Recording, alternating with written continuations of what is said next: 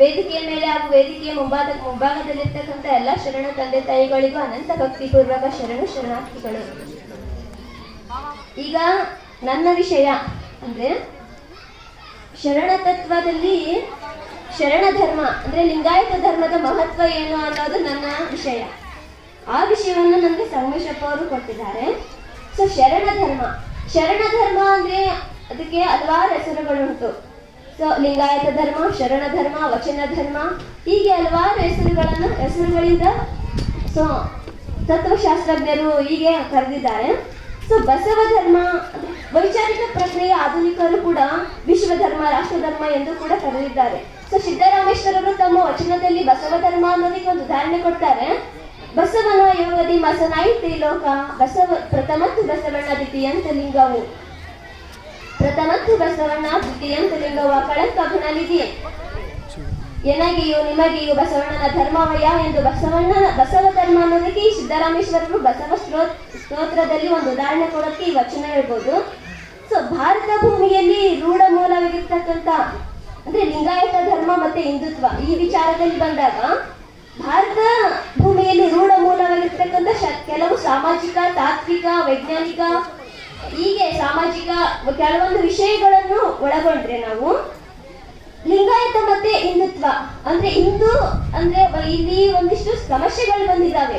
ಲಿಂಗಾಯತ ಮತ್ತೆ ಹಿಂದುತ್ವ ಅನ್ನೋದು, ಈ ಹಿಂದುತ್ವ ಅನ್ನೋ ಪದ ಯಾಕೆ ಬಂತು ಅಂದ್ರೆ ಪರ್ಷಿಯನ್ನರು ಸಿಂಧು ನದಿಯನ್ನ ಅವ್ರಿಗೆ ಸಿ ಉಚ್ಚಾರವಾಗಿ ಬದಲು ಈ ಉಚ್ಚಾರವನ್ನು ಮಾಡ್ತಾರೆ. ಆದ್ದರಿಂದ ಹಿಂದುತ್ವ ಅನ್ನೋದು ಬಂತು. ಇಲ್ಲಿ ಲಿಂಗಾಯತದಲ್ಲಿ ವೀರಶೈವ ಅನ್ನೋ ಪದನೂ ಬರುತ್ತೆ. ಆ ವಿಚಾರ ಬರೋದಕ್ಕೆ ಕಾರಣ ಏನಂದ್ರೆ ಇಲ್ಲಿ 12ನೇ ಶತಮಾನದಲ್ಲಿ ಬಸವ ಧರ್ಮ ಬಹಳ ಬೃಹತ್ವಾಗಿ ಸಮಾಜದಲ್ಲಿ ಅಬ್ಬಿಬಿಟ್ಟಿರುತ್ತೆ. ಅದಕ್ಕೆ ಪ್ರಭಾವಿತರಾಗಿ ಸಪ್ತಶೈವಗಳಲ್ಲಿ ಒಂದಾಗಿರ್ತಕ್ಕಂಥ ಇವರು ವೀರಶೈವದವರು ಬಸವಣ್ಣನ ಅಂದ್ರೆ ಬಸವ ಧರ್ಮ ಶರಣ ಧರ್ಮದಲ್ಲಿ ಯಾಡಾಗ್ತಾರೆ ಅಂದ್ರೆ ಅದರಲ್ಲಿ ಸೇರ್ಕೊಳ್ತಾರೆ ಇವರು. ಅದಕ್ಕೆ ಅವರು ತಮ್ಮನ್ನು ತಾವು ವೀರಶೈವ ಲಿಂಗಾಯತರೆಂದು ಕರೆದುಕೊಳ್ತಾರೆ. ಅದಕ್ಕೆ ನಾವು ಅವರು ವೀರಶೈವ ಲಿಂಗಾಯತರನ್ನ ಕರೆದುಕೊಳ್ಳೋಕೆ ಇದನ್ನ ಹೇಳ್ಬೋದು ನಾವು. ಇನ್ನು ಬಸವಣ್ಣನವರ ಮಹಾಮಣಿಹ ಇದು ತಮ್ಗೆಲ್ಲರಿಗೂ ಗೊತ್ತು. ಆದ್ರಿಂದ ನಾನು ಇದು ಜೀವನ ಚರಿತ್ರೆಯನ್ನು ಒಳಗೊಂಡಿದೆ. ಇದು ಬಸವಣ್ಣನವರ ಮಹಾಮಣಿಹ ಅಂದ್ರೆ ಆ ವಿಷಯವನ್ನು ಬಿಟ್ಟಿದ್ದೀನಿ ನಾನು. ಇನ್ನು ಧರ್ಮ ಸಾಹಿತ್ಯ ಅಂದ್ರೆ ನಮ್ಮ ಶರಣ ಧರ್ಮದ ಸಾಹಿತ್ಯ ಏನಂತ ಹೇಳ್ಬೋದು ಅಂದ್ರೆ ಎಲ್ಲ ಧರ್ಮಗಳಿಗೂ ಒಂದೊಂದು ಆಧಾರ ಸಾಹಿತ್ಯಗಳಿವೆ. ಹಾಗೆ ನಮ್ಮ ಧರ್ಮಕ್ಕೆ ಏನ್ ಆಧಾರ ಸಾಹಿತ್ಯ ಅಂತ ನಾವು ಹೇಳ್ಬೋದು ಅಂದ್ರೆ ವಚನ ಸಾಹಿತ್ಯ. ವಚನ ಸಾಹಿತ್ಯದಲ್ಲಿ ನಮಗೆ ವಚನವನ್ನು ನಾವು ಈಗ ಲಿಂಗಾಯತ ಧರ್ಮಕ್ಕೆ ನಾವು ಉದಾಹರಣೆ ಕೊಡ್ಬೇಕು ಅಥವಾ ಆಧಾರ ಏನಂತ ಕೇಳಿದ್ರೆ ನಾವು ಯಾರು ವಚನ ಸಾಹಿತ್ಯವನ್ನೇ ಹೇಳ್ಬೇಕಾಗುತ್ತೆ. ಯಾಕೆಂದ್ರೆ ವಚನ ಸಾಹಿತ್ಯ ಒಂದು ಬೃಹತ್ ಸಾಗರದಂತಿದೆ. ವಚನ ಸಾಹಿತ್ಯ ಒಂದು ಬೃಹತ್ ಸಾಗರದಂತಿದೆ ಇದು. ಅದರಿಂದ ವಚನಗಳನ್ನು ಆರಿಸಿ ತೆಗೆದು ವಿವಿಧ ಚೌಕಟ್ಟಿನಲ್ಲಿ ಸಂಗ್ರಹಿಸಿದ ಶೂನ್ಯ ಸಂಪಾದನೆ, ಲಿಂಗಲೀಲ ವಿಲಾಸ, ಚಾರಿತ್ರದಂತಹ ಅನೇಕ ಕೃತಿಗಳನ್ನು ರಚಿಸಿದ್ದಾರೆ. ಇನ್ನು ಅನೇಕ ಮಹಾನುಭಾವರು ಕೂಡ ತಮ್ಮ ಅನೇಕ ಬೃಹತ್ ಒಂದು ಸಂವಿಧಾನಗಳನ್ನು ಕೂಡ ಬರೆದಿದ್ದಾರೆ. ಒಂದು ಉದಾಹರಣೆ ಹೇಳ್ಬೇಕಂದ್ರೆ ಸ್ವಾಮಿ ವಿವೇಕಾನಂದರು ಚಿಕಾಗೋ ಸರ್ವಧರ್ಮ ಸಮ್ಮೇಳನದಲ್ಲಿ ಹೋಗ್ಬೇಕಾದ್ರೆ ಅವರು ಹೋಗೋದಕ್ಕಿಂತ ಮುಂಚೆ ವಚನ ಸಾಹಿತ್ಯವನ್ನ ಓದಿರ್ಲಿಲ್ವಂತೆ. ಸೊ ಅದನ್ನೇನಾದ್ರೂ ನಾನು ವಚನ ಸಾಹಿತ್ಯವನ್ನ ಓದಿದ್ರೆ ಚಿಕಾಗೋ ಸರ್ವಧರ್ಮ ಸಮ್ಮೇಳನದಲ್ಲಿ ನಾನು ವಚನಗಳ ಬಗ್ಗೆ ಲಿಂಗಾಯತ ಧರ್ಮದ ಶ್ರೇಷ್ಠತೆಯ ಬಗ್ಗೆನೇ ಹೇಳ್ತಿದ್ದೆ ಅಂತ ಹೇಳ್ತಾರೆ ಸ್ವಾಮಿ ವಿವೇಕಾನಂದರು. ಅಂದ್ರೆ ಈಗ ತಿಳ್ಕೊಬೇಕು ನಾವು ವಚನ ಧರ್ಮ ಲಿಂಗಾಯತ ಧರ್ಮ ಎಷ್ಟು ಮಹತ್ವದ್ದಾಗಿದೆ ಅಂತ ಇಲ್ಲೇ ನಾವು ತಿಳ್ಕೊಬೇಕಾಗಿದೆ. ಇನ್ನು ಧರ್ಮ ಮಂದಿರಗಳು 12ನೇ ಶತಮಾನದಲ್ಲಿ ಬಸವಣ್ಣನವರ ಅನುಭವ ಮಂಟಪ ಎಂಬ ಒಂದು ಅನುಭವ ವಿಚಾರ ಗೋಷ್ಠಿಯನ್ನು ನಿರ್ಮಿಸಿರುತ್ತಾರೆ. ಆ ಅನುಭವ ಗೋಷ್ಠಿಯಲ್ಲಿ ಸರ್ವ ಸಮಾನ ನಡವಳಿಕೆ ಅಂದ್ರೆ ಬಸವಣ್ಣನವರು ಅದರಲ್ಲಿ ಮುಖ್ಯವಾಗಿ ನೆರವೇರ್ತಕ್ಕಂಥ ಕಾರ್ಯಕ್ರಮದಲ್ಲಿ ಅದರಲ್ಲಿ ಬಸವಣ್ಣನವರೇ ಮುಖ್ಯಸ್ಥರಾಗಿದ್ರು.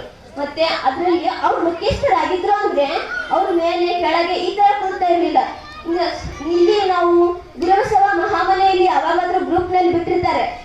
ಏನಾದ್ರೂ ಒಂದು ಚರ್ಚೆ ಮಾಡ್ಬೇಕಾದ್ರೆ ಅವರು ಸುತ್ತಲಿ ಕುಂತ್ಕೊಂಡಿರ್ತಾರೆ. ಹಾಗೆ ಅಲ್ಲಿ ಕೂಡ ಹಾಗೆ ಕುಂತ್ಕೊಂಡು ಚರ್ಚೆ ಸಾಮಾಜಿಕ, ವೈಜ್ಞಾನಿಕ ಹಾಗೂ ಆರ್ಥಿಕ ಪರಿಸರಗಳನ್ನ ಅವರು ಎಲ್ಲ ವಿಷಯಗಳನ್ನು ಚರ್ಚೆ ಮಾಡ್ತಾ ಇರ್ತಾರೆ. ಯಾವುದೋ ಒಂದು ವಿಷಯ ತಗೊಂಡ್ರೆ ಆ ವಿಚಾರ ಪೂರ್ತಿ ಮುಗಿಯುವವರೆಗೂ ಅವರು ಬಿಡ್ತಾ ಇರಲಿಲ್ಲ, ಕೈ ಬಿಡ್ತಾ ಇರಲಿಲ್ಲ ಅಂತ ಹೇಳ್ಬೋದು.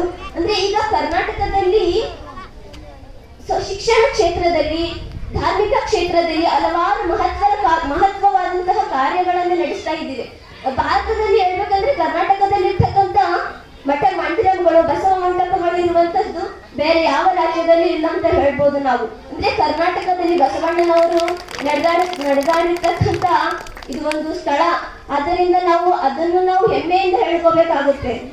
ಇನ್ನು ಶರಣ ತತ್ವಗಳಲ್ಲಿ ಮೊದಲನೇದು ಏನಾಗಿ ಬರುತ್ತೆ ಅಂದ್ರೆ ದೇವರು. ಈ ದೇವರು ಅಂದ್ರೆ ನೀನು ಕೊಡ್ತೀನಿ ನಾನು. ದೇವರು ಅನ್ನೋದಕ್ಕೆ ದೇವರು ಅಂದ್ರೆ ದೇಹವಿಲ್ಲದ, ಅಂದ್ರೆ ವರ್ಣವಿಲ್ಲದ, ಅಂದ್ರೆ ರೂಪವಿಲ್ಲದ, ದೇಹ ವರ್ಣ ರೂಪವಿಲ್ಲದ ದೇವರನ್ನು ನಾವು ಪರಮಾತ್ಮ ಎಂದು ಕರೆಯುತ್ತೇವೆ. ಈ ಪರಮಾತ್ಮ ಅನ್ನೋದಕ್ಕೆ ಕಾರಣ ಬಸವಣ್ಣನವರು ಒಂದು ವಚನದಲ್ಲಿ ಹೇಳ್ತಾರೆ, ಅಮೂಲ್ಯನು ಪ್ರಮಾಣನು ಅಗೋಚರಲಿಂಗವು, ಅಮೂಲ್ಯನು ಪ್ರಮಾಣನು ಅಗೋಚರಲಿಂಗವು, ಸ್ವತಂತ್ರ ಲಿಂಗವು ನಿತ್ಯ ನಿರ್ಮಳ ಲಿಂಗವು, ಸ್ವತಂತ್ರ ಲಿಂಗವು ನಿತ್ಯ ನಿರ್ಮಳ ಲಿಂಗವು, ಅಯೋನಿ ಸಂಭವನಯ್ಯ ನಮ್ಮ ಕೂಡಲ ಸಂಗಮ ದೇವರು, ಅಯೋನಿ ಸಂಭವನಯ್ಯ ನಮ್ಮ ಕೂಡಲ ಸಂಗಮ ದೇವರು. ನೋಡಿ, ಈ ವಚನಗಳ ಮೂಲಕನೇ ನಾವು ಪರಮಾತ್ಮ ಹೇಗೆ, ದೇವರು ಹೇಗೆ ಅಂತ ತಿಳ್ಕೊಬಹುದು. ಮತ್ತೆ ಈ ವಚನಗಳನ್ನ ಓದಿ ಅರ್ಥೈಸಿಕೊಳ್ಳೋದ್ರ ಮೂಲಕ ನಾವು ಇನ್ನೊಬ್ಬರಿಗೆ ಬೋಧನೆ ಮಾಡ್ಬೋದು. ಇಲ್ಲಿ ನಮ್ಮ ಕಾಲೇಜ್ನಲ್ಲಿ ಒಂದು ಘಟನೆ ನಡೆಯುತ್ತೆ. ಏನಾದ್ರೆ ನಮ್ಮ ಸರ್ ಪಾಠ ಮಾಡ್ತಾ ಇರ್ತಾರೆ ಬಸವಣ್ಣವ್ರ ಬಗ್ಗೆ. 12ನೇ ಶತಮಾನದಲ್ಲಿ ಹೋಗಿರ್ತಕ್ಕಂಥ ಕಾಲವನ್ನು ಹೇಳ್ತಾ ಇರ್ತಾರೆ. ಅವಾಗ ಇವರು ಬಸವಣ್ಣವರು ಮೂರ್ತಿ ಪೂಜೆ ಖಂಡನೆ ಮಾಡಿದ್ರು, ಲಿಂಗ ಪೂಜೆಗೆ ಮಹತ್ವ ನೀಡಿದ್ರು, ಕಾಯಕಕ್ಕೆ ಮಹತ್ವ ನೀಡಿದ್ರು, ಹೀಗೆಲ್ಲ ಹೇಳ್ತಾ ಇರ್ತಾರೆ. ಅಲ್ಲಿ ಒಬ್ಬ ವಿದ್ಯಾರ್ಥಿ ನಮ್ಮ ಫ್ರೆಂಡ್ ಎತ್ತಿ ಕೇಳಿದ್ರು, ಮೂರ್ತಿ ಪೂಜೆ ಖಂಡನೆ ಮಾಡ್ತಾರೆ ಖಂಡನೆ ಮಾಡ್ತಾರೆ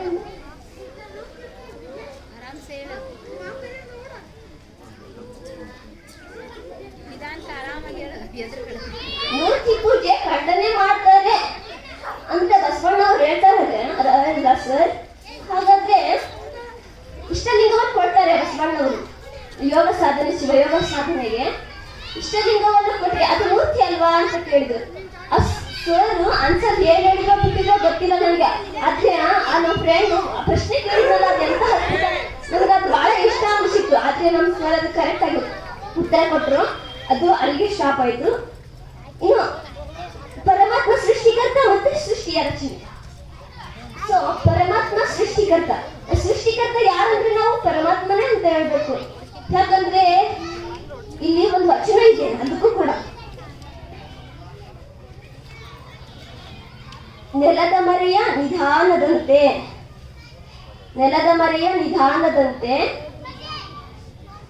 ಸೊ ಇದು ವಚನ ಸ್ವಲ್ಪ ಬರ್ತಾ ಇಲ್ಲ ನನಗೆ. ಸೊ ಪರಮಾತ್ಮ ಸೃಷ್ಟಿಕರ್ತ ಮತ್ತೆ ಸೃಷ್ಟಿಯ ರಚನೆ. ಇನ್ನೊಂದು ವಚನ ಉದಾಹರಣೆ ಕೊಡ್ತೀನಿ. ತನ್ನ ವಿನೋದಕ್ಕೆ ತಾನೇ ಸೃಜಿಸಿದ ಸಕಲ ಜಗತ್ತ, ತನ್ನ ವಿನೋದಕ್ಕೆ ತಾನೇ ಸುತ್ತಿದ ನದಕ್ಕೆ ಸಕಲ ಪ್ರಪಂಚವನ್ನು, ತನ್ನ ವಿನೋದಕ್ಕೆ ತಾನೇ ಸುತ್ತಿದ ನದಕ್ಕೆ ತಿರುಗಿಸಿದ ಅನಂತ ಭವ ದುಃಖಗಳನ್ನು, ಇಂತೆನ್ನ ಚೆನ್ನ ಮಲ್ಲಿಕಾರ್ಜುನನೆಂಬ ಜಗದ್ವಿಲಾಸ ಸಾಕಾದ ಮತ್ತೆ ಚೆನ್ನ ಮಲ್ಲಿಕಾರ್ಜುನನೆಂಬ ಪರಿವನದ ಮಾಯ ಪಾಶವನ್ನು ಅಂತ ಹೇಳ್ತಾರೆ. ನೋಡಿ, ಇಲ್ಲಿ ತನ್ನ ವಿನೋದಕ್ಕೆ ತಾನೇ ಸೃಜಿಸಿದ ಸಕಲ ಜಗತ್ತ ಅಂದ್ರೆ ಪರಮಾತ್ಮನಿಗೆ ಸೃಷ್ಟಿಯನ್ನು ಉತ್ಪತ್ತಿ ಮಾಡ್ಬೇಕಂತ ಅನ್ನುವಂತ ಇಚ್ಛೆ ಉಂಟಾಗುತ್ತಂತೆ. ಅವಾಗ ಪರಮಾತ್ಮ 36 ಹಂತಗಳ ಮೂಲಕ ಸೃಷ್ಟಿಯನ್ನು ಉತ್ಪತ್ತಿ ಮಾಡ್ತಾನೆ. ಉತ್ಪತ್ತಿ ಆದಾಗ ಈಗ ಉತ್ಪತ್ತಿಯಾಗಿ ಒಂದು ಸ್ವರೂಪವನ್ನು ಪಟಾಳುತ್ತೆ ಈ ಸೃಷ್ಟಿ ಅಂತ ಹೇಳ್ಬೋದು. ಇನ್ನು ಜೀವಾತ್ಮ ಅಂದ್ರೆ ಪರಮಾತ್ಮ ಬಿಂದುವಾದ್ರೆ ಜೀವಾತ್ಮ ಏನು ಸಿಂಧು. ಪರಮಾತ್ಮ ಹೇಗೆ ಆನಂದ ಸ್ವರೂಪನೋ ಹಾಗೆ ಕೂಡ ಜೀವಾತ್ಮನು ಕೂಡ ಆನಂದ ಸ್ವರೂಪನು. ಪರಮಾತ್ಮ ಸಚ್ಚಿತ್ ಆನಂದ ಸ್ವರೂಪನು ಮತ್ತೆ ಜೀವಾತ್ಮನು ಕೂಡ ಆನಂದ ಸ್ವರೂಪನು. ಹೀಗೆ ಇಲ್ಲಿ ವ್ಯತ್ಯಾಸ ಏನಂದ್ರೆ ಪರಮಾತ್ಮ ಅತ್ಯಧಿಕ ವಿದ್ಯಾವಂತ ಅಂದ್ರೆ ಅತ್ಯಧಿಕ ಭಾವಾತ್ಮನ, ಜೀವಾತ್ಮ ಕಡಿಮೆ ಅಂದ್ರೆ ಅಲ್ಪ ಭಾವಾತ್ಮನ ಅಂತ ಹೇಳ್ಬೋದು. ಜೀವಾತ್ಮ ಅಂದ್ರೆ ಜೀವಾತ್ಮಗೆ ಎಷ್ಟು ಶಕ್ತಿ ಇದೆ ಅಂದ್ರೆ ಅದನ್ನ ನಮ್ಗೆ ತಿಳಿಸ್ಕೊಡ್ಬೇಕಂತ ಒಬ್ಬ ಗುರು ಬೇಕಾಗಿದೆ. ಈಗ ಅಂದಾಗ ನಾವು ಮಾತ್ರ ಸಾಧನೆ ಮಾಡಕ್ಕೆ ಸಾಧ್ಯ, ಇಲ್ಲಾಂದ್ರೆ ನಾವು ಇಲ್ಲಿ ಹುಡ್ಕೊಂತೀವಿ ಅನಿಸ್ತಾ ಇದೆ ನನಗೆ. ಇನ್ನು ಶಿವಯೋಗ. ಶಿವಯೋಗ ಅಂದ್ರೆ ಶಿವಯೋಗವನ್ನು ನಾವು ಯಾವುದರ ಮೂಲಕ ಮಾಡ್ಬೋದು? ಇಷ್ಟಲಿಂಗದ ಮೂಲಕ. ಇಷ್ಟಲಿಂಗವನ್ನು ಬೇಕಾದ ಸಮಯದಲ್ಲಿ ಎಡಕರದಲ್ಲಿಟ್ಟು ಏಕಾಕೃತಿ ಪೂರ್ವಕವಾಗಿ ನಾವು ಇಷ್ಟಲಿಂಗವನ್ನು ಕುಳಿತು ಇಲ್ಲಿ ಇಷ್ಟಲಿಂಗ ಶಿವಯೋಗವನ್ನು ಮಾಡ್ಬೇಕಾದ್ರೆ ಕರ್ಮಯೋಗ, ಹಠಯೋಗ, ಜ್ಞಾನಯೋಗ, ಭಕ್ತಿ ಮತ್ತು ಧ್ಯಾನ ಇವುಗಳ ಮೂಲಕ ಇವು 5 ಅಂಶಗಳು ನಮ್ಮಲ್ಲಿ ಕೂಡಿರ್ಬೇಕು. ಅಂದಾಗ ಮಾತ್ರ ನಾವು ಅದರ ಶಕ್ತಿಯನ್ನು, ಇಷ್ಟಲಿಂಗದ ಶಕ್ತಿಯನ್ನು ಅರಿಯುವಂತವರಾಗ್ತೀವಂತೆ. ಆದ್ರೆ ನಮ್ಗೆ ಅದರ ಅನುಭವ ಇನ್ನೂ ಇಲ್ಲ, ಅದು ತಿಳಿಸ್ಕೊಡ್ಬೇಕು ತಾವು ಅಂತ ಕೇಳ್ಕೊತೇನೆ ನಾನು. ಇನ್ನು ಶಿವಯೋಗವನ್ನು ಮಾಡ್ಬೇಕಾದ್ರೆ ನಾವು ಇಷ್ಟಲಿಂಗವನ್ನು ಪಡಿಬೇಕಲ್ವಾ? ಆ ಇಷ್ಟಲಿಂಗವನ್ನು ಪಡಿಬೇಕಾದ್ರೆ ಶಿವಯೋಗ ಸಾಧನೆ ಮಾಡ್ಬೇಕಾದ್ರೆ ನಾವು ಇಷ್ಟಲಿಂಗ ಉಪಯೋಗದಿಂದ ಶಿವಯೋಗ ಸಾಧನೆ ಮಾಡ್ಬೇಕು. ಇನ್ನು ಶಿವಯೋಗ ಸಾಧನೆ ಮಾಡ್ಬೇಕಾದ್ರೆ ಇಷ್ಟಲಿಂಗ ಬೇಕು. ಇಷ್ಟಲಿಂಗದ ಮಹತ್ವ ಏನು ಅಂತ ತಿಳ್ಕೊಬೇಕಾದ್ರೆ ಇಷ್ಟಲಿಂಗ ಮಹತ್ವ ಅಂದ್ರೆ ಇಲ್ಲಿ ಹೇಳ್ಬೇಕು. ನಾವು ಯಾರಾದ್ರೂ ಕೇಳ್ತಾರೆ ಅದು ತಗೊಂಡ್ರೆ ಮದುವೆ ಆಗ್ಬಾರ್ದು, ಸನ್ಯಾಸ ಆಗ್ಬೇಕು ಅಂತ, ಅದಕ್ಕೆ ಶರಣರೇ ಇಲ್ವಾ ಸಾಕ್ಷಿಯಾಗಿ? ಇಲ್ಲಿ ನಮ್ಮ ಊರಲ್ಲಿ ಹಳ್ಳಿಯಲ್ಲಿ ಹೀಗೆ ಮಾತಾಡ್ತಾರೆ, ಆದ್ರೆ ನಾವು ತಲೆ ಕೆಡಿಸ್ಕೊಳ್ಳೋದಿಲ್ಲ. ಅದಕ್ಕೆ ಇಲ್ಲಿ ಇಷ್ಟಲಿಂಗದ ಮಹತ್ವ ಅಂದ್ರೆ ಈಗ ಒಬ್ಬ ರೋಗಿ ಇರ್ತಾನೆ, ಆ ರೋಗಿಗೆ ಜ್ವರ ಬಂದಿರುತ್ತೆ.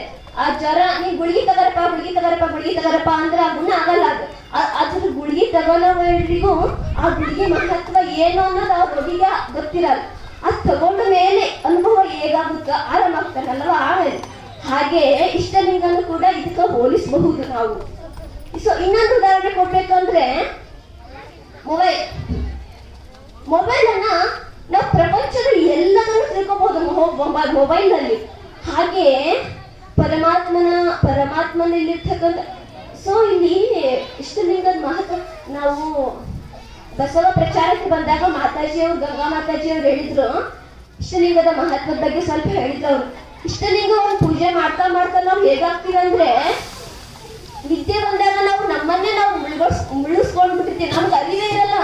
ಅವಾಗ ಆ ತರ ನಾವು ಇಷ್ಟಲಿಂಗ ಪೂಜೆ ಮಾಡ್ಬೋದಕ್ಕೆ ಅಂತ ಹೇಳಿದ್ರು ಬಸವ ಈ ಗಂಗಾ ಮಾತಾಜಿ. ಇದನ್ನು ಕೂಡ ಇಷ್ಟಲಿಂಗದ ಮಹತ್ವ ಎಷ್ಟು ಇದೆ ಅಂತ ಹೇಳ್ಬೋದು ನಾವು. ಇನ್ನು ಲಿಂಗಾಯತದಲ್ಲಿ ಕರ್ಮ ಸಿದ್ಧಾಂತ. ಲಿಂಗಾಯತದಲ್ಲಿ ಕರ್ಮ ಸಿದ್ಧಾಂತ ಅಂದ್ರೆ ಕರ್ತನಾದ ಪರಮಾತ್ಮ ಪರಿಶುದ್ಧ, ಅವರು ಶಾಶ್ವತನು. ಆದ್ರೆ ಈ ನಮ್ದು ಯಾವುದೇ ಒಂದು ವಸ್ತುವಿಗೆ ಶಾಶ್ವತ ಇಲ್ಲ, ಅದಕ್ಕೆ ಅಶಾಶ್ವತ ಅಂದ್ರೆ ಒಂದು ದಿನ ನಾಶ ಅನ್ನೋದು ಇದ್ದೇ ಇರುತ್ತೆ. ಅದಕ್ಕೆ ಪರಮಾತ್ಮನಿಗೆ ಯಾವತ್ತೂ ನಾಶವಿಲ್ಲ ಅಂತ ಹೇಳ್ತಾರೆ. ಇಲ್ಲಿ ಕರ್ಮ ಸಿದ್ಧಾಂತ ಅಂದ್ರೆ ಮನಸ್ಸಾಕ್ಷಿಯಾಗಿ ಯಾರು ನಡ್ಕೊಂತಾರೋ ಅವರು ಪುಣ್ಯ ಅಂದ್ರೆ ಸತ್ಯವನ್ನೇ ಮನಸ್ಸಾಕ್ಷಿ ಹೇಗೆ ಹೇಳ್ತದೆ ಆ ಕೇಳ್ಬೇಕು ನಾವು. ಅದು ಸತ್ಯಪ್ಪ, ಅದು ಕರ್ಮಕ್ಕೆ ಸರಿಯಾದದ್ದು. ಇನ್ನು ಮನಸ್ಸಾಕ್ಷಿಯ ವಿರುದ್ಧ ನಡ್ಕೊಳ್ಳೋದೇನಂದ್ರೆ ಅದು ಆತ್ಮಸಾಕ್ಷಿಯ ವಿರುದ್ಧ ಆಗುತ್ತೆ. ಅದು ವಿರುದ್ಧವಾಗಿ ನಡ್ಕೊಂಡ್ರೆ ನಾವು ಎಲ್ಲ ವಿಚಾರಗಳನ್ನೆಲ್ಲ ಕೆಟ್ಟದಾಗಿ ವಿಚಾರ ಮಾಡೋದು, ಎಲ್ಲ ನೆಗೆಟಿವ್ ಥಿಂಕಿಂಗ್ ಎಲ್ಲ ಇರುತ್ತೆ. ಅದರಿಂದ ನಾವು ಮನಸ್ಸಾಕ್ಷಿ ಹೇಗೆ ಕೇಳುತ್ತೋ ಹಾಗೆಯೇ ನಾವು ನಡ್ಕೋಬೇಕು ಅಂತ ಕರ್ಮ ಸಿದ್ಧಾಂತದಲ್ಲಿ ಹೇಳ್ತಾರೆ. ಲಿಂಗಾಯತದಲ್ಲಿ ಕರ್ಮ ಸಿದ್ಧಾಂತ ಅಂದ್ರೆ ಮೋಕ್ಷ ಅಂದ್ರೆ ಧರ್ಮದ ಅಂತಿಮ ಗುರಿ ಮೋಕ್ಷ. ಅಂದ್ರೆ ಮೋಕ್ಷ ಅಂದ್ರೆ ಬಿಡುಗಡೆ, ಪರಮಾತ್ಮನಲ್ಲಿ ಜೀವಾತ್ಮನು ಲೀನವಾಗುವುದು.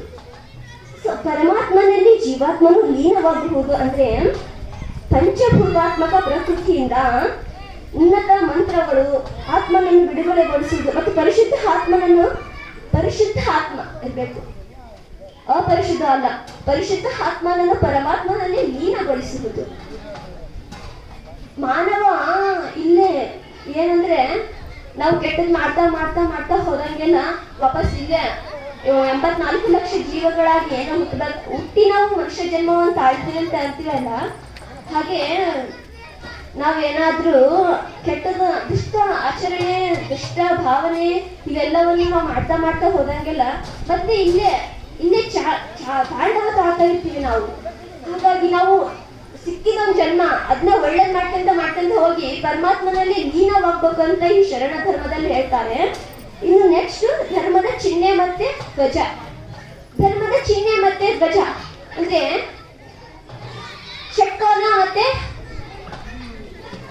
ಷಟ್ಕೋನ ಅಂದ್ರೆ ಷಟ್ ಅಂದ್ರೆ ಈಗ ಓಂ ಶ್ರೀ ಗುರುಬಸವಲಿಂಗಾಯ ನಮಃ ಅನ್ನೋದಕ್ಕೊಂದು ಕೋನ, ಓಂ ನಮಃ ಶಿವಾಯ ಅನ್ನೋದಕ್ಕೊಂದು ಕೋನ, ಪಂಚಕೋನ, ಷಟ್ಕೋನ ಇವು ಲಿಂಗಾಯತದಲ್ಲಿ ಚಿಹ್ನೆಗಳು ಅಂದ್ರೆ ಎರಡು. ಇಲ್ಲಿ ಧ್ವಜ ಹಾಸಿದ್ವಿ ನೋಡು ನಾವು ಲಿಂಗಾಯತ ಧರ್ಮ ಸಹಿತ ಷಟ್ಕೋನ ಅಂತ. ಹಾಗೆ ಚಿಹ್ನೆ ಮತ್ತೆ ಧ್ವಜ. ನಾವು ಲಿಂಗ ಪೂಜೆ ಇಷ್ಟಲಿಂಗ ಪೂಜೆ ಮಾಡ್ಕೋತಾ ಇರ್ಬೇಕಾದ್ರೆ ಚಿಹ್ನೆ ಬರ್ಕೊಂತೀವಿ, ಅದು ಒಂದು. ಮತ್ತೆ ಮನೆಗಳಲ್ಲಿ ಮಠಗಳಲ್ಲಿ ಬಾವುಟ ಹಾರಿಸ್ತೀವಲ್ವ, ಅದು ಒಂದು ಚಿಹ್ನೆ. ಎರಡು ಲಿಂಗಾಯತ ಧರ್ಮದಲ್ಲಿ ಎರಡು ಚಿಹ್ನೆಗಳು ಉಂಟು. ಇನ್ನು ಶರಣ ಧರ್ಮದಲ್ಲಿ ಸಮಾಜಶಾಸ್ತ್ರ. ಇಲ್ಲಿ ಲಿಂಗಾಯತ ಧರ್ಮ 12ನೇ ಶತಮಾನದಲ್ಲಿ ಬಸವಣ್ಣನವರು ಅಂದ್ರೆ ಶರಣ ಪರಂಪರೆ ಮುಂದಿನ ಜನಾಂಗಕ್ಕೆ ಏನ್ ಸುಧಾರಣೆ ಮಾಡಿದ್ರು ಅವರು ಅನ್ನೋದನ್ನ ತಿಳ್ಕೊಬೇಕಿಲ್ಲ ನಾವು. ಸಮಾಜಶಾಸ್ತ್ರ ಅಂದ್ರೆ ವೃತ್ತಿ ಭೇದ, ಜಾತಿ ಭೇದ, ಮತ ಭೇದ ಯಾವುದನ್ನು ಲೆಕ್ಕಿಸದೆ ಇಲ್ಲಿ ಶರಣರು ಏನ್ ಮಾಡ್ತಾರೆ ಅಂದ್ರೆ ಎಲ್ಲರಿಗೂ ಮುಕ್ತ ಅವಕಾಶ. ಗುರುವಿನಿಂದ ಏನನ್ನು ಕೇಳೋದಿಲ್ಲ, ಅವರು ಸೀದಾ ಲಿಂಗ ದೀಕ್ಷೆ ಕೊಡ್ತಾರೆ. ಸೊ ಲಿಂಗ ದೀಕ್ಷೆ ಅಂತಕ್ಕಂಥದ್ದು ಇದು ಧರ್ಮದಲ್ಲಿ ಸೇರ್ಕೋಬಹುದು ನಾವು ಅಂತ. ಇಲ್ಲಿ ಈ ಧರ್ಮದಲ್ಲಿ ಸೇರ್ಕೊಳ್ಳೋದ್ರಿಂದ ಯಾರಿಗೂ ಒತ್ತಾಯ ಪೂರ್ವಕವಾಗಿ ಯಾರಿಗೂ ಹೇಳ್ಬಾರ್ದು ನಾವು. ಆ ರೀತಿ ಬಸವಣ್ಣನವರಿಗೆ ಎಲ್ಲರಿಗೂ ಮುಕ್ತ ಅವಕಾಶ ಕೊಟ್ಟಿರುವುದರಿಂದ ಇಲ್ಲಿ ಸಮಾಜಶಾಸ್ತ್ರ, ಶರಣ ಧರ್ಮದಲ್ಲಿ ಸಮಾಜಶಾಸ್ತ್ರ ಅತ್ಯುನ್ನತವಾಗಿ ಈ ನೋಡಿದ್ರೆ 8 ಶತಮಾನಗಳಾದ್ವು. ಇವಾಗ 12ನೇ ಶತಮಾನ ಬಸವಣ್ಣನವರು ಆಳಿ ಹೋಗಿ 8 ಶತಮಾನವಾದ್ವು. ಆದ್ರೂ ಇಷ್ಟು ಮುಂದುವರೆದಿದೆ ಇದು ಈ ಒಂದು ಲಿಂಗಾಯತ ಧರ್ಮ ಅಂದ್ರೆ ನಾವು ಆನಂದ ಆಶ್ಚರ್ಯಗಳು ಏಕಕಾಲಕ್ಕೆ ಉದ್ಭವಗೊಳ್ತವೆ. ಇನ್ನು ಶರಣ ಧರ್ಮದಲ್ಲಿ ಪ್ರಗತಿಪರ ದೃಷ್ಟಿಕೋನ.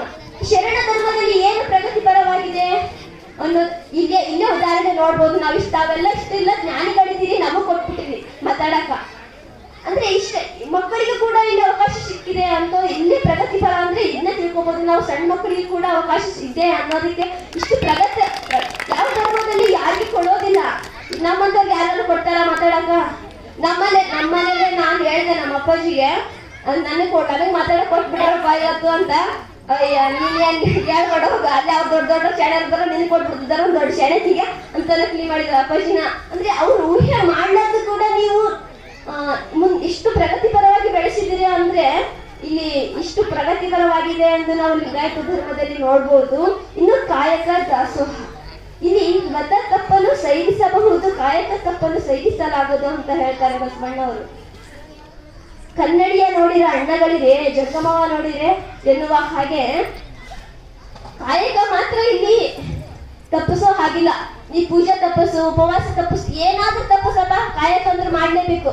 ಇಲ್ಲಿ ರಾಷ್ಟ್ರೀಯ ಬಸವ ದಳ ಅಂತಾನೆ ಹೆಸರು ಕೊಡ್ತಾರೆ. ಯಾಕಂದ್ರೆ ರಾಷ್ಟ್ರ ಪ್ರಜ್ಞೆ, ಬಸವ ಪ್ರಜ್ಞೆ ಎಲ್ಲದನ್ನು ವಿಚಾರ ಮಾಡ್ತಕ್ಕಂಥ ಶಕ್ತಿ ಮಾನವನಲ್ಲಿ ಇರ್ಬೇಕು ಅಂತ ರಾಷ್ಟ್ರೀಯ ಬಸವ ದಳ, ರಾಷ್ಟ್ರ ಪ್ರಜ್ಞೆ, ಬಸವ ಪ್ರಜ್ಞೆ ಎಲ್ಲದನ್ನು ಜ್ಞಾನದಲ್ಲಿ ಇಟ್ಕೊಂಡು ಅದನ್ನ ಒಕ್ಕೂಟ ಅಂದ್ರೆ ಈ ತರ ಈ ಸಾಮೂಹಿಕವಾಗಿ ಸೇರ್ತಕ್ಕಂಥ ಸ್ಥಳದಲ್ಲಿ ನಾವು ಹೇಳೋದು, ಇನ್ನೊಬ್ಬರಿಗೆ ತಿಳಿಸೋದು. ಇದು ಇನ್ನು ಧರ್ಮಕ್ಷೇತ್ರಗಳು.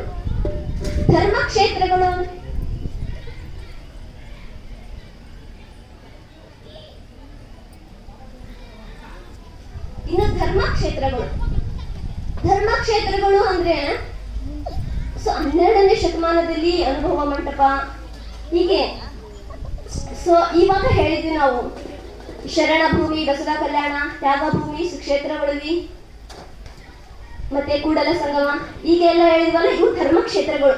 ಸೊ ಜನವರಿ 14 ಈಗ ನಾವು ಯಾವುದಕ್ಕೂ ಹೋಗೋದು ಬಿಟ್ಟರು ಕೂಡ ಜನವರಿ 14ರಲ್ಲಿ ಇರುತ್ತೆ ಶರಣ, ಅಲ್ಲಿ ಪ್ರಾರ್ಥನೆ ನಡೆಯುತ್ತೆ. ಆ ಪ್ರಾರ್ಥನೆಯಲ್ಲಿ ಭಾಗಿಯಾಗಬೇಕು ನಾವು ಅಂದಾಗ ಮಾತ್ರ ನಮಗೆ ತಿಳಿಯುತ್ತೆ. ಸುಮ್ಮನೆ ನೋಡಿದ್ರೆ ಅರ್ಥ ಆಗಲ್ಲ, ಮಾಡ್ಬೇಕು, ಪ್ರಾರ್ಥನೆ ಮಾಡ್ಬೇಕು ಅಂತ ಅವ್ರು ಹೇಳ್ಕೊಡೋದೆಲ್ಲ ನಾವು ಗ್ರಹಿಸ್ಕೊಳ್ಬೇಕು, ಅರ್ಥ ತಲೆಯಲ್ಲಿ ಎಲ್ಲ ಕೇಳಿಸ್ಕೊಳ್ತಾ ಇರ್ಬೇಕು. ಸುಮ್ಮನೆ ಅಂದಾಗ ಮಾತ್ರ ಅರ್ಥ ಆಗುತ್ತೆ. ಸುಮ್ಮನೆ ನಾವು ಹೋಗಿ ಅಲ್ಲಿ ನದಿಯಲ್ಲಿ ಎಲ್ಲ ಬರೋದು ಇಷ್ಟು ಮಾಡಿದ್ರೆ ಏನು ಗೊತ್ತಾಗಲ್ಲ. ನಾವು ಇಲ್ಲಿ ದೊಡ್ಡದಾಗಿ ಭಾಷಣ ಬರೀತಾರೆ, ಅದು ಏನಿಲ್ಲ ಅಂತ ಹೇಳಿದ್ರೆ ಅದು ಗೊತ್ತಾಗಲ್ಲ ಅದು. ಮತ್ತೆ ಇನ್ನು ಶರಣ ಧರ್ಮದಲ್ಲಿ ಹಬ್ಬ ಹುಣ್ಣಿಮೆಗಳು. ಸೊ ಎಲ್ಲರೂ ಮಾಡುವ ಹಾಗೆ ಈ ಧರ್ಮದಲ್ಲಿ ಹಬ್ಬ ಹುಣ್ಣಿಮೆಗಳು ಇರೋದಿಲ್ಲ. ಮೂರ್ತಿ ಪೂಜೆ, ಮಣ್ಣಿನ ಪೂಜೆ, ಮರ ಪೂಜೆ, ಕಲ್ಲು ಪೂಜೆ. ನೋಡಿ, ಈಗ ಒಂದು ಉದಾಹರಣೆ ಹೇಳ್ಬೋದು. ಕಲ್ಲು ದೇವರು ದೇವರಲ್ಲ, ಮಣ್ಣು ದೇವರು ದೇವರಲ್ಲ, ಮರ ದೇವರು ದೇವರಲ್ಲ, ಪಂಚಲೋಹದಲ್ಲಿ ಮಾಡಿದ ದೇವರು ದೇವರಲ್ಲ, ಕಾಶಿ ವಿಶ್ವನಾಥ ಅಷ್ಟಾಷಷ್ಟಿ ವರ್ಣಗಳಲ್ಲಿ ದೇವರು ದೇವರಲ್ಲ ಎನ್ನುವ ಹಾಗೆ ಶರಣ ಧರ್ಮದಲ್ಲಿ ಹಬ್ಬ ಹುಣ್ಣಿಮೆಗಳು ಹೇಗೆ ಅಂದ್ರೆ, ಇಲ್ಲಿ ಅಂದ್ರೆ ಇವರು ಇವಾಗ ಮಗು ಹಳಕಟ್ಟಿ ಅವ್ರದ್ದು, ಲಿಂಗಾನಂದ ಸ್ವಾಮೀಜಿ ಅವ್ರದ್ದು, ಇವ್ರದೇ ನಮ್ಗೆ ಹಬ್ಬ ಹುಣ್ಣಿಮೆಗಳು ಇದ್ದಾಗೆ. ಮೊನ್ನೆ ಮಗು ಹಳಕಟ್ಟಿ ಅವ್ರದ್ದು ಸಾಹಿತ್ಯ ಭವನದಲ್ಲಿ ಇತ್ತು ಕಾರ್ಯಕ್ರಮ. ಅಲ್ಲಿ ಸ್ಟೂಡೆಂಟ್ಸ್ನೆಲ್ಲ ಕರೆಸಿ ಎಷ್ಟು ಚೆನ್ನಾಗಿ ಮಾತಾಡಿದ್ರು. ಅಲ್ಲಿ ಹೋಗ್ಬೇಕಿತ್ತು, ನನ್ಗೆ ಯಾಕೋ ಅವಕಾಶ ಸಿಕ್ಬಿಡ್ತದ ಕಾಲೇಜ್ಗೆ ಹೋಗಿ ಬರ್ಬೇಕಾದ್ರೆ ಅಲ್ಲೇ ಕಾರ್ಯಕ್ರಮದಲ್ಲಿ ನಾನು ಹೋಗ್ಕೊಂಡ್ಬಿಟ್ಟೆ. ಮಸ್ತ್ ಇತ್ತು. ಅದೇ ನಮ್ಗೆ ಹಬ್ಬ ಹುಣ್ಣಿಮೆ ಅನ್ಬೋದು. ನಾವು ಯಾವ್ದ ಸೊ ಜ್ಞಾನವನ್ನ ತಿಳ್ಕೊಳ್ಬೇಕು. ನಾವು ಅದನ್ನೇ ಬಿಟ್ರೆ ಮತ್ತೆ ನಮ್ಮ ವಯಸ್ಸೇನೀಗ ಬರೀ ಜ್ಞಾನ ತಿಳ್ಕೋಬೇಕು ಅಷ್ಟೇ. ಅದನ್ನ ಬಿಟ್ರೆ ನಾವು ಯಾವ ವಿಚಾರದಲ್ಲಿ ಕಲಿಯ ಹಾಕ್ಬಾರ್ದು. ಇನ್ನು ಸರ್ವಶರಣರ ದಿನಾಚರಣೆ ಅಂದ್ರೆ ಇಲ್ಲಿ ಶಿವರಾತ್ರಿ ಎಂದು ಸರ್ವಶರಣ. ಇಲ್ಲಿ ಒಬ್ಬೊಬ್ಬರು ಸರ್ವಶರಣರಂದ್ರೆ ಲಕ್ಷದ ಮೇಲೆ 90 ಶರಣರಿದ್ದಾರೆ ಅಂತ ಹೇಳ್ತೇವೆ. ಮತ್ತೆ ಅವ್ರು ಒಬ್ಬೊಬ್ಬರನ್ನ ನಾವು ಮಾಡಕ್ಕಾಗಲ್ಲ. ವಚನವನ್ನ ಅಂದ್ರೆ ಜಯಂತಿಯನ್ನು ಒಬ್ಬೊಬ್ಬರದ ಮಾಡಕ್ಕಾಗಲ್ಲ. ಅದರಿಂದ ನಾವು ಏನ್ ಮಾಡ್ಬೇಕಂದ್ರೆ 770 ಅಮರಗಣಗಳನ್ನ ಶಿವರಾತ್ರಿ ಎಂದು ಸರ್ವಶರಣರ ದಿನಾಚರಣೆ ಎಂದು ಮಾಡ್ತಾರೆ. ಅವತ್ತು ಎಲ್ಲರೂ ಎಲ್ಲಿಗೆ ಕಾರ್ಯಕ್ರಮಕ್ಕೆ ಹೋಗದೆ ಇದ್ರು ಮನೆಯಲ್ಲೇ ಸ್ನಾನ ಮಾಡಿ ಲಿಂಗ ಕಟ್ಕೊಂಡಿರ್ತಾರೆ. ದಿನ ಮಾಡ್ಕೊಂತಿರಲ್ಲ ಒಬ್ರು. ಅವತ್ತಾದ್ರೂ ಶಿವರಾತ್ರಿ ಎಂದಾದ್ರೂ ಅವತ್ತು ಸ್ನಾನ ಮಾಡಿ ಪೂಜೆ ಮಾಡ್ಕೋಬೇಕು ಅವತ್ತಾದ್ರೂ ಅಂತ ಹೇಳ್ಬೋದು. ಶರಣ ಧರ್ಮದಲ್ಲಿ ಸಂಸ್ಕಾರಗಳು ಹೇಗೆ ಅದನ್ನ ಮೇಲೆ ತಿಳ್ಕೊಬೇಕಾಗಿದೆ ನಾವು. ಇಲ್ಲಿ ಗರ್ಭಿಣಿಯರಿಗೆ ಗರ್ಭ ಸಂಸ್ಕಾರ, ಮಗುವಿಗೆ ಲಿಂಗಧಾರಣ ಸಂಸ್ಕಾರ, ಹೀಗೆ ಸಂಸ್ಕಾರಗಳು ಅಂದ್ರೆ ಇಲ್ಲಿ ಲಿಂಗವನ್ನು ಕಟ್ಕೊಳ್ಬೇಕಾದ್ರೆ ಅದನ್ನು ಜೀವ ಹೋಗುವವರೆಗೆ ಅದನ್ನ ಬಿಡಬಾರ್ದು ಅಂತ ಹೇಳ್ತಾರೆ. ಹಾಗೆ ಗುರುವಿನಿಂದ ಹಸ್ತಮಸ್ತಕ ಸಂಯೋಗದಿಂದ ಸಂಸ್ಕಾರವನ್ನು ತೆಗೆದುಕೊಳ್ಬೇಕು ನಾವು. ಅಂದಾಗ ಮಾತ್ರ ಅದನ್ನ ಬಾಯಿ ಹೇಳಕ್ಕಾಗಲ್ಲ. ಇನ್ನು ಶರಣ ಧರ್ಮದ ಸರ್ವಸಾಮಾನ್ಯ ನಡವಳಿಕೆಗಳು ಅಂದ್ರೆ ಈಗ ಅಪ್ಪವರೆಲ್ಲರೂ ಬರ್ತಾರ, ನಾವೇನಂತೀವಿ ಅವ್ರಿಗೆ ಶರಣಾರ್ಥಿಗಳು ಅಂತೀವಿ. ಅವ್ರು ಬಂದ್ಬಿಟ್ರೆ ನಮಸ್ತೆ ಹಾಯ್ ಗುಡ್ ಬಾಯ್ ಅಂತ ಹೇಳೋದಿಲ್ಲ. ಅದೇ ರೀತಿ ಬರ್ಬೇಕಾದ್ರೆ ಅವ್ರಿಗೆ ಶರಣಾರ್ಥಿಗಳು ಅನ್ಬೇಕು. ಭಾರ ಎತ್ತುವಾಗ ಓಂ ಶ್ರೀ ಗುರು ಬಸವಲಿಂಗಾಯ ನಮಃ, ಲೆಕ್ಕಪತ್ರ ಬರೆಯುವಾಗ ಸ್ಟಾರ್ಟಿಂಗ್ ನಲ್ಲಿ ಓಂ ಶ್ರೀ ಗುರು ಬಸವಲಿಂಗಾಯ ನಮಃ, ಹೀಗೆ. ಮತ್ತೆ ಇನ್ನು ನಾವು ಜಯಘೋಷ ಮಾಡ್ಬೇಕಾದ್ರೆ ಜೈ ಗುರು ಬಸವೇಶ ಹರರ ಮಹಾದೇವ, ಯಾವ್ದಾದ್ರು ಕಾರ್ಯಕ್ರಮ ಮುಕ್ತಾಯ ಆಗ್ಬೇಕಾದ್ರೆ ಜೈ ಗುರು ಬಸವೇಶ ಹರರ ಮಹಾದೇವ ಹೀಗೆ ಹೇಳ್ಬೇಕು. ಇನ್ನು ಯಾವುದೇ ರೀತಿ ನಾವು ಅವರು ಹೋಗುವಾಗ ಹಾಯ್ ಟಾಟಾ ಬಾಯ್ ಮಾತ್ರ ಹೇಳ್ಬಾರ್ತೀವಿ. ಲಿಂಗಾಯತವು ಶ್ರೇಷ್ಠ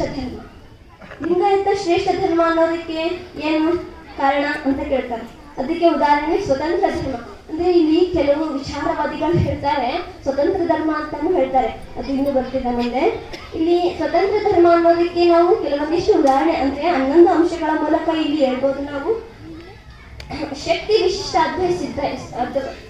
ವಿಶಿಷ್ಟಾದ್ವೈತ ಸಿದ್ಧಾಂತ, ಮತ್ತೆ ಶಿವಯೋಗ ಸಾಧನೆ, ಷಟಸ್ಥಲ ದರ್ಶನ, ಲಿಂಗದೀಕ್ಷಾ ಸಂಸ್ಕಾರ, ವರ್ಗರಹಿತ ಸಮಾಜಶಾಸ್ತ್ರ, ಸಕಲ ಜೀವದಯ ನೀತಿಶಾಸ್ತ್ರ, ಕಾಯಕ ದಾಸೋಹದಿಂದ ಕೂಡಿದ ಅರ್ಥಶಾಸ್ತ್ರ, ಬಸವನೇ ಆದಿ ಪ್ರಮಥರಾಗಿ ಸಾಗಿ ಬಂದ ಶರಣರ ಪರಂಪರೆ, ಶರಣ ಸಂಸ್ಕೃತಿ, ಮತ್ತೆ ಧರ್ಮ ಸಂಹಿತೆಯಾದ ವಚನ ಸಾಹಿತ್ಯ, ಇವೆಲ್ಲವನ್ನು ಗಮನಿಸಿಕೊಟ್ಟಿರ್ತಕ್ಕಂಥ ಧರ್ಮಪಿತ ಬಸವಣ್ಣನವರು.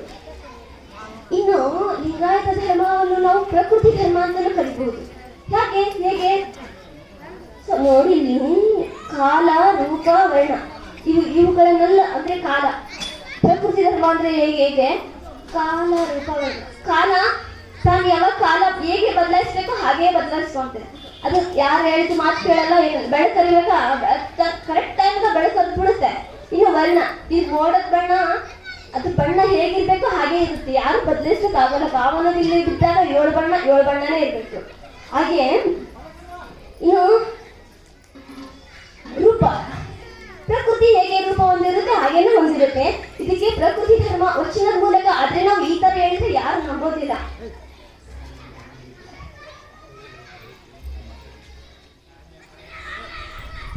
ಒತ್ತಾರೆ ಎದ್ದು ಅಗ್ನವಣಿಯ ಪತ್ರೆ ತಂದು ಹೊತ್ತು ಹೋಗದ ಮುನ್ನ ಪೂಜಿಸು ಲಿಂಗವ.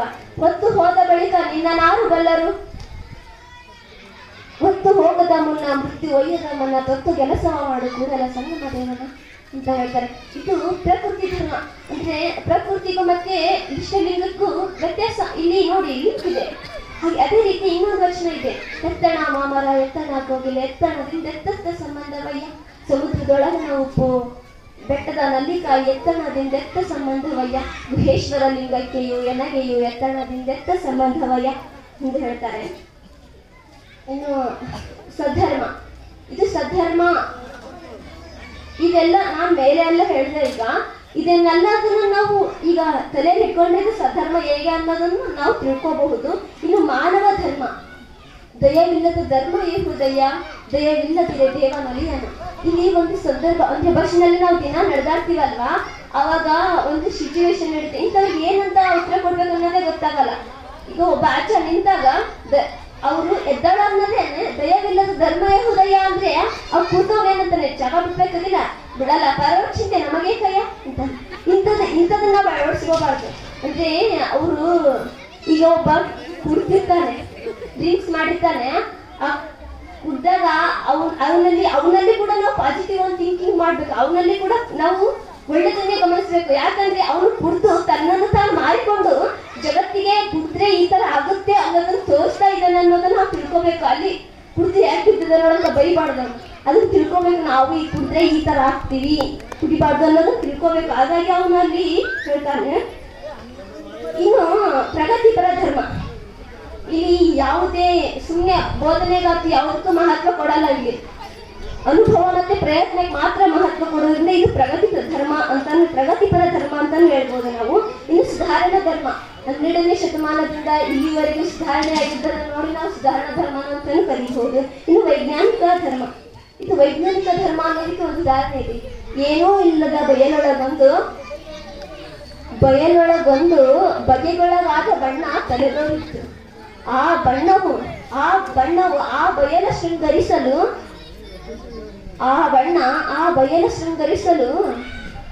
ತನ್ನ ಸ್ವರೂಪಗೊಂಡಿತ್ತು. ಇಂತಪ್ಪ ಸ್ವರೂಪಿನ ಬೆಳಗು ತಾನೇ ಗುಹೇಶ್ವರ ಲಿಂಗಕ್ಕೆ